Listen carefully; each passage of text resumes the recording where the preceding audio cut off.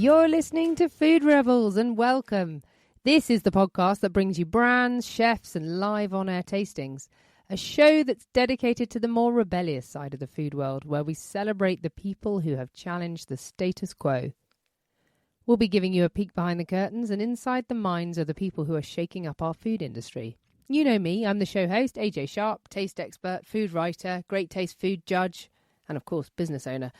I love meeting new people and tasting new foods. So, sit back as we hear more stories from people in food who dare to be different. Hello! Well, today's Food Rebel is on a mission to shake up the snack world. I have Cathy Moseley, who is the founder of Boundless, which is the UK's leading gut health snack brand, known for bold flavours, natural ingredients and snacks that don't just taste good but do good too. She's turned a simple love of snacking into a nationwide movement for better gut health. Cathy, welcome to Food Rebels. Hey AJ, really lovely to meet you. I'm so super pleased to be on Food Rebels. I'm really excited, I have to say. Thank you so much for the introduction. It was wonderful. Tell us about Boundless. Boundless, well, absolutely the love of my life, literally. Much unhappiness for my husband and my dog. Yeah, I absolutely. So Boundless, why Boundless? For me, I'm really on a mission to empower better choices for people in snacking. I am a huge snacker, and so is the rest of the nation. Actually, 70% of us snack daily. And Definitely I've always true. Yeah, and I think snack is a real enjoyment. Okay, it's a moment of pleasure. It might be something that you're just doing on the go, but it's always that moment. It's quite like with you, isn't it? It's kind of like feeding you, empowering you, making you feel great, but it's also really enjoyable. And also snacking is a thing that you share with people, which I love. The kind of that's one of my food passions, the fact that we all share together. And for me, I didn't start off in this snacking world at all, but like I said, I'm a really big snacker like the rest of us are, but I really wanted to kind of change up the kind of boring concept of better for you snacking. Mm-hmm. And better for you snacking has always been down the lines of less fat or less sugar, but not actually doing anything better for you. And we all need to look after our gut. Basically, if you've got a gut, you need to look after it, which is all of us. Yeah. And for me, I wanted to develop something that was going to be tasty, of course, because taste is first most important thing, because when eating, otherwise we don't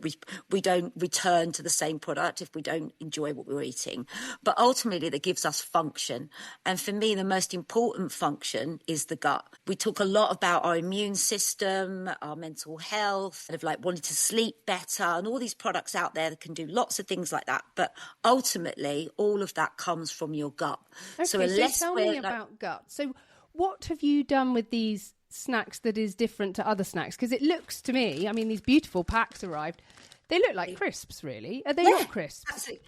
Yeah, well, we call them chips. Chips. And the reason we don't call them crisps is because we don't use potato. And my old thing is crisps are potatoes. So we call them chips because we'd use something different. So for me, what we wanted to do was I wanted to make the most nutrient-empowered kind of snacks in a really kind of fun way. So we activate and sprout our products. So in terms of our chips, we use look at that, looking tasty, aren't they? Looking tasty. Smoky bacon is my favourite. That's our version of the frazzle. It says it's made with sorghum. Yeah, so sorghum is an ancient super grain. And used mainly originally in Africa and India, and then was used quite a lot for kind of bulking out products. But rather than actually realising, it's very, very nutriently dense packed.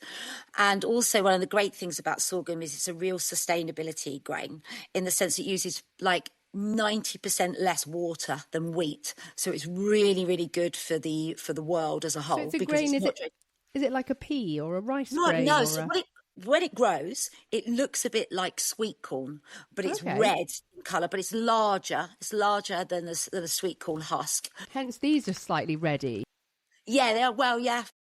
But what we do is with our sorghum is we take it to a next level, is we sprout it. So we kind of kick Mother Nature's butt, do you know what I mean? And make a shoot come out of our grain. So basically what that does is it makes the nutrients way more impactful to our gut. So we sprout the grain, then we kind of dry it and then grind it down to a flour, but it makes the nutrients much more bioavailable. So when you're eating, you're going to be packed with way more nutrients than you would just in the normal grain, but it also makes that microbiome, like the fibre, in order to work really hard to break that fibre down, because we are all massively lacking in fibre in this country, and in fact the world, but really, really in this country, we don't get enough fibre. Okay, so why does fibre help our gut? So fibre, okay, actually our gut can't break it down. So what we actually need is it makes our microbiome work really hard in order to break that fibre. And so that's kind of like making it come alive in the gut, which is ultimately what you really want. You don't want food going into your gut that just kind of passes through. You want that microbiome to be kind of breaking it down to absorb all the nutrients, which gives you the better sleep, better for your mind, better for your overall being, better for all your organs, your digestive system to work better. But the thing is, why do we need fibre? Our body really needs fibre for our muscles, for all of our organs to work in a kind of fueled way. So what we've seen probably over the last 20 years in food is a lot of intake into protein, and protein is absolutely great for us, of course it is, but ultimately we don't need as much protein as we are now being sold, because protein is obviously there to help us fuel our muscles, to gain strength and to build our bodies up. But of course we don't exercise in that way. Yes, we need a certain amount of protein, but we don't need an adverse amount of it. But what we definitely do need is a massive amount of fibre, because that is the only thing that really gets that whole body, your digestive system working, which allows you to be a better you ultimately. Amazing. So you've got these snacks which are made from sorghum, the chips. Yeah. These are smoky bacon flavoured. They do remind me a little bit of Frazzles, like a posh Frazzle. Everyone says that. And for me, I'm a real Frazzle lover. But of course, Frazzles aren't very good for us. So I wanted to create a flavour that was really kind of like nostalgic as well for people, that kind of like takes you back to, our childhood memories and into our adulthood, of course, because adults still love a Frazzle. But it is kind of like, making sure that we can have those flavours, but not adding loads of really crappy ingredients. So all we add is natural ingredients. So our smoky bacon chips are made without maltodextrin. So maltodextrin is now a really big product that has been added to lots of people's food. UPF hell.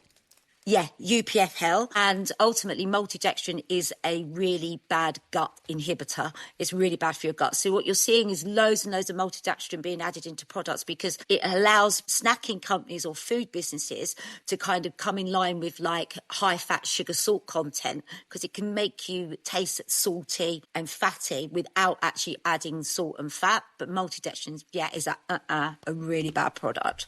So, we spent ages and ages trying to create a smoky bacon flavour without maltodextrin. It was really hard, but I was bloody determined not to do that. No, that's brilliant. And you've also got these salt and chili pepper nuts and seeds, and they're called Boost. So there are boosts. So what we do with our nuts and seeds is we activate those. So we soak them in like a salt water. So what does that do? What is this activation? Okay, so this is a real like ancient method, used really kind of ancient tribal, like Aztecs, Aborigines.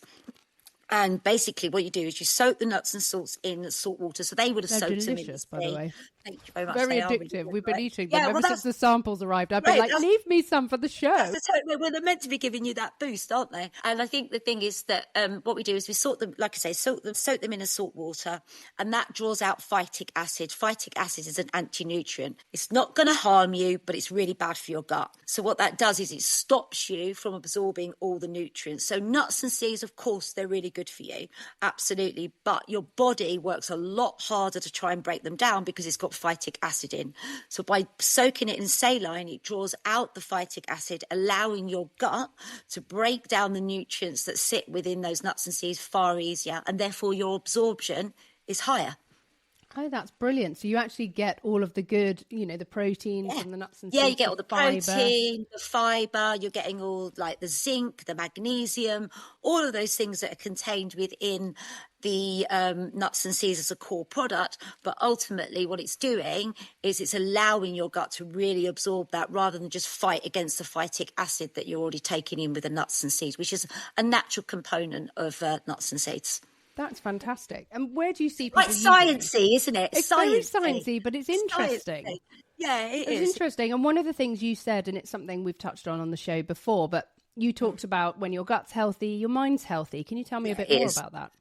Yeah, well, your serotonin, 90% of your serotonin is released from your gut. So it's why people will feel like if you're eating lots of UPS and kind of like fast food and those kind of, or processed food in any way, even down to things like smoothies. Smoothies are great, but you're not getting the fiber. So your body, your gut isn't working overtime to kind of like break down that product. And therefore it's not releasing the serotonin, which is what we call good mood food.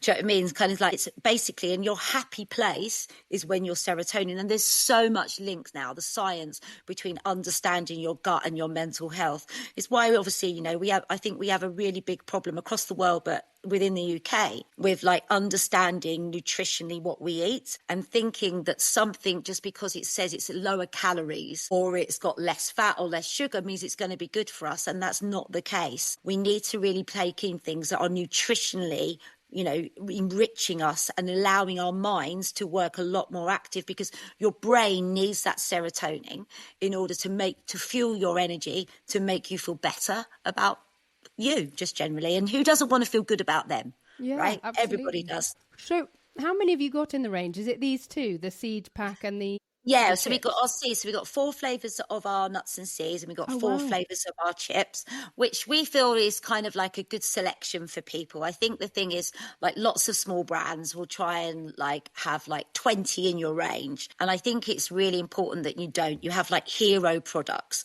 that people can really resonate with and kind of get on board. Obviously, we're always looking into new products and stuff, because that's what you do when you're innovation. And, you know, we are a challenger brand. We are challenging the status quo. That kind of like, you know, at the moment, if you sit in where we sit in snacking, all the big guys own snacking, you know, the likes of PepsiCo, Unilever, KP, all of those guys. Big food. And and these are big conglomerates that ultimately aren't really in it for us. They don't have our back. And that's the best thing that we talk about at Boundless. We always have our consumers back, that they know when they pick up a product from us, yes, it's going to be tasty, but it's ultimately going to be looking after you. So you can feel comforted in our brand to know that we are behind you. We're going to do right by you, because those big guys out there have not been doing right by us for a very long time. And it's a shame.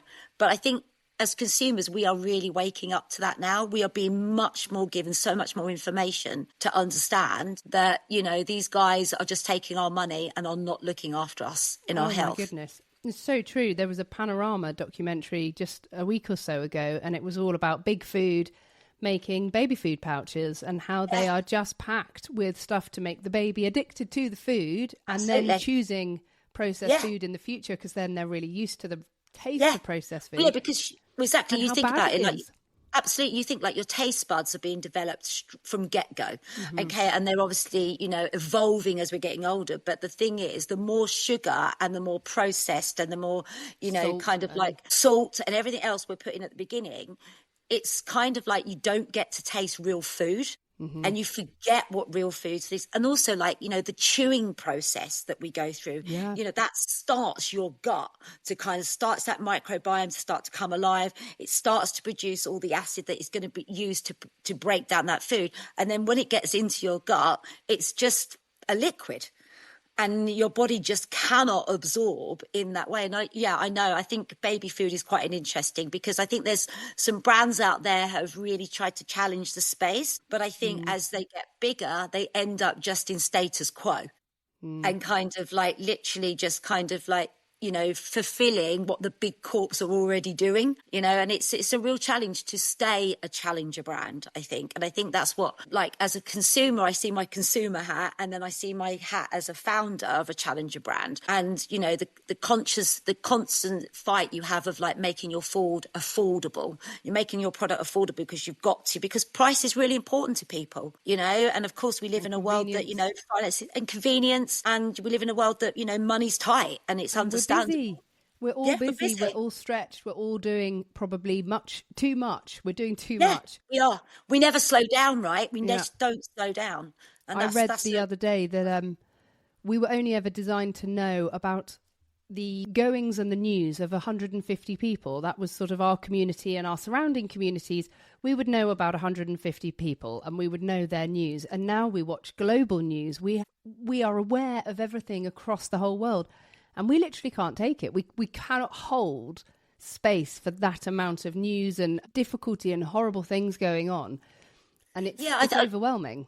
Yeah, and I think it's relatable also to what we see in supermarkets. The choice is overwhelming. I mean, if you go down the confectionery aisle, there might be 200 bars of chocolate sitting there, and the information we also get, we are informed, but the information sounding out the white noise to the noise we need to really listen to is so hard for all of us, and it's even hard when you're in an industry that you're kind of like, you're every day you're in there. It's so hard to know what is actually good for me. And I think the problem is we've had so much lobbying by big companies to know what is good for us and what isn't. And I think it's really interesting when you see, like, you read and listen to reports or advertising. I always have this big thing. It's not what people say, it's what they don't say. And only everyone tries to shout out their good noise and not the bad noise. Oh, by the way, we've also got this in our product.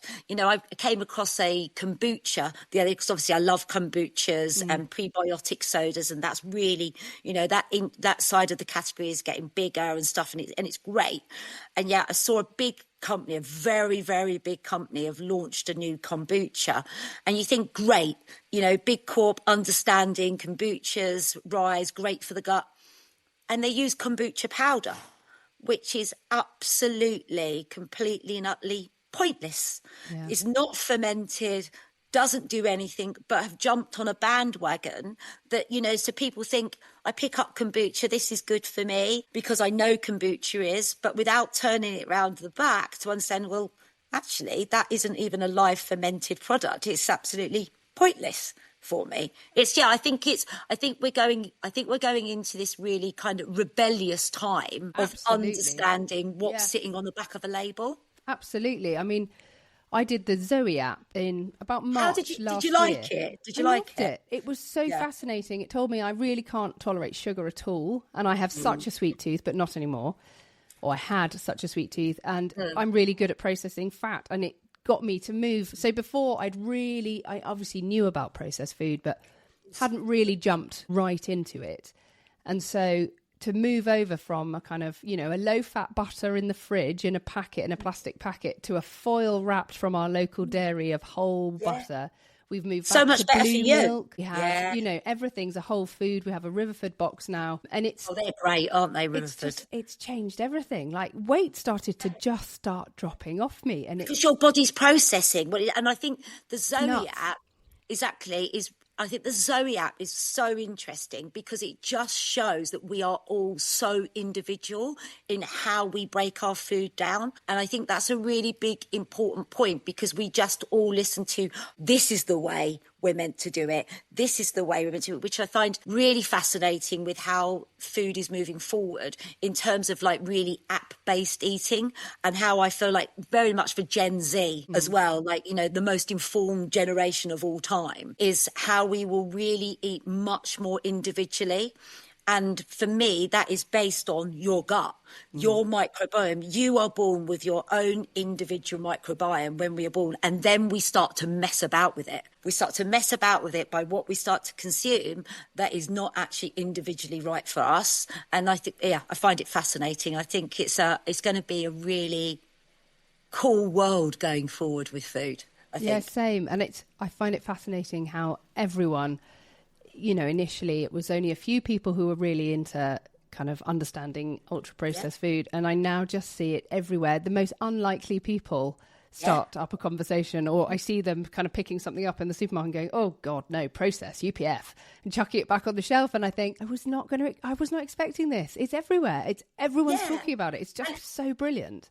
And it is, you're the perfect word. It's totally brilliant. And I think what's also interesting with all of this is the fact that, information is key. Of course, it empowers people and everything like that. But I think for me, it has taken The sad element for me is it has taken challenger brands to do this, because big corps have known this for decades. They have known what they're putting through their food. They have known that it's cheap. They have known that therefore, it cannot be good for you. We have seen obesity just go off the scale. And we're eating fewer calories than we've ever eaten, but the calories we are eating are not even really food grade food.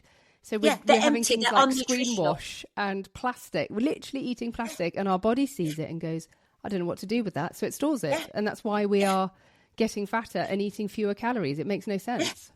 I agree. And I think that is also why lots of people, well, loads of us, feel like they don't understand their own bodies. They kind of like, well, I'm doing all the things I meant to do. I'm having a low-fat yogurt, and I'm having this supermarket wholemeal bread, and it all looks like I'm being really healthy, and yet I just can't shift the weight. And I've heard so many women say this to me. And it's like, well, weirdly, you need to go and get a really lovely sourdough loaf. And I know not everyone can buy that. And sourdough isn't the answer to everything. I don't think that. And a pad of actual proper butter, and just have a little. Eat real food. And the difference... You won't feel like you are depriving yourself. I don't feel like I am. I have eggs and avocado and fish and meat. You won't, because your body's getting what it needs. My body's so happy. I've never been so happier on this diet, honestly. I love it. I mean, you look great, AJ. Do you know what I mean? So that's even more important. It's just real food. That's all it is. It's not even clever. No, but the thing is, your skin glows. You feel good because you're getting what you need. You feel energized. And I think, really that change from like the Second World War, and the kind of like that change of like women kind of like being much more in the workplace and being out all more day, which of course is absolutely right. It's equality, but that thing is we have been taught by the big corp food that therefore we need to kind of still eat in this way, but it needs to be condensed and rushed. And therefore we have learned, or we've been kind of like brainwashed slightly, in the sense that, that what we need to do is eat this way because we need to eat on the hop. And, which brings me back to snacking. Snacking is absolutely okay to be having in your day if you are eating the right balanced things also within your meal times, and you're making the best out of your drinks or your snacks, and stuff like that. I think it's, buying an apple is a very quick way to eat, as opposed to buying apple juice. Absolutely. It's water, and an apple is going to do way more for you than the apple juice. And I think there's something around slowing down as well. So, these snacks are sort of, you could have them on the go, but you could also, like we did yesterday when we sat down and I said, look, these samples have arrived. Let's all taste them. We all swiveled our chairs. We stopped work for 5-10 minutes, and we all ate very mindfully, because everyone was going, I like that. Oh, it reminds me of a frazzle. We were all really enjoying that moment of just stop. You don't have to do it at a run because the adverts are showing you that. Actually stopping and being really mindful as you're consuming something makes a huge difference to how that goes into you. And I saw it on the Zoe app, something that I'd eaten on the go spiked my blood sugar. My body I felt awful. Whereas if I'd sat just for 5 minutes and just enjoyed it and was slow, it went down better. Everything, it just... Yeah, you're right. And I think that it's about being in the moment, isn't it? We are very rarely in the moment. We're always thinking about what the next thing is. And therefore, we've also, like you say, we've been taught that it's all right to eat your lunch like this. Mm-hmm. It's all right to kind of like run to the train station and eat your snack on the way. It's, it's advertised to us to be like that. We talk about on the go. Mm-hmm. We constantly talk about on the go eating. Food to go, on the go. Food to go, on the go. Do you know what I mean? Have a gastropub meal at home, while you're kind of slamming it in the oven and putting on the washing and do that, and then quickly don't bother putting it on the plate, eat it out the tin, and quickly, and then maybe watch telly while you're doing that, and look at your emails and go back to TikTok.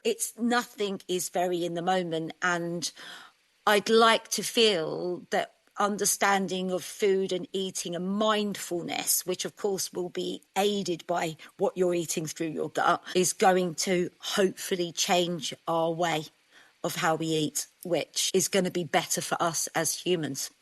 Yeah, I completely agree with you. I really hope that's true. I've just realised we're almost running out of time, and I've still got about 5 questions I want to ask you. I could be here all day. I've got to quickly ask, because listeners always write in and tell me off if I forget to ask, where can we buy it? Okay, so obviously you could buy it on our website, which is usual, but we're in Ocado, we're in WH Smith, we're in Holland and Barrett, we're, oh my God, we're in so many places. We are in around about 4,500 stores across the UK. We're in multiple offices. We are in thousands of independents. We're on trains, soon to be on planes. Wow. We are kind of like all over the place, I have to say. That is brilliant. You had a bit of an unconventional journey, and I know we haven't got very many minutes left, but I have to just ask you about what you were doing before you started Boundless. Oh yeah, completely off the wall. I was a commodity trader. For like 25 years. I left school at 16 and went into the city for 25 years trading commodities for I was a pit trader, and then I traded for hedge funds and CTAs. But that's what really sparked Boundless for me, because I sat on my butt all day long for like 14 hours eating. As many of us do. Exactly, but eating unnutritional food, brain fog, feeling sluggish, not quite understanding, eating hardly anything, low calories, just didn't understand why I wasn't kind of like getting into feeling the best of me. But yes, when I decided to leave the city, everyone thought I'd had a lobotomy. And what are you talking about? Leaving the centre of the leave? This is the centre of the universe. We change the world here. And I was like, well, we don't actually. It is like that, isn't it, in London? And yeah, it is. People always say that. You can't leave. What do you mean leave? You're not leaving. Institutionalising. Do you know what I mean? And I would encourage anybody, if you have an idea, even though the road to getting where you want to go may be really the biggest roller coaster of your life and difficult at times, and at some points you've got your head in the hands thinking, oh my God, what was I thinking? If you've got an idea and you want to make change, you are the only person that's going to do that, because otherwise things don't change, and it will be the best thing you ever did. And don't ever feel scared, because what is scary is that you don't step out of the lane and try it. And it's the best thing I ever did. I say that, obviously, speak to me in an hour when we've had something go wrong at work, but, which it always does, of course. Yeah, but running your own business, there is that sense of power and control over your own destiny, your own life. Yeah, there is. And you're creating something good, like you're putting some good energy into the world here. If you make hundreds of people's gut health just a little bit better that day, then that's a good thing. You're putting good energy out. Yeah, and I'm so pleased. Like, we've got over 3 million people gut happy at Boundless with Boundless products, and it's just feel that they've had an enjoyment. You feel like you're with them. You've been so inspiring. That's such a lovely story. Absolutely incredible. Thank you, AJ. It's been wonderful talking to you. Thank you so much for listening. You've been listening to Food Rebels, which is available on radio stations around the UK and further afield. You can also listen on Apple Podcasts, Spotify and Audible. Please remember to subscribe and rate us with 5 stars or follow us. It makes such a difference, not just to our podcast and radio show, but it really helps to support the guests that come on the show with us. We're also on Instagram at food_rebels. So give us a follow, do get in touch. We love hearing from you, and let us know what you think. Thanks so much for joining us, and make sure you taste the rebellion.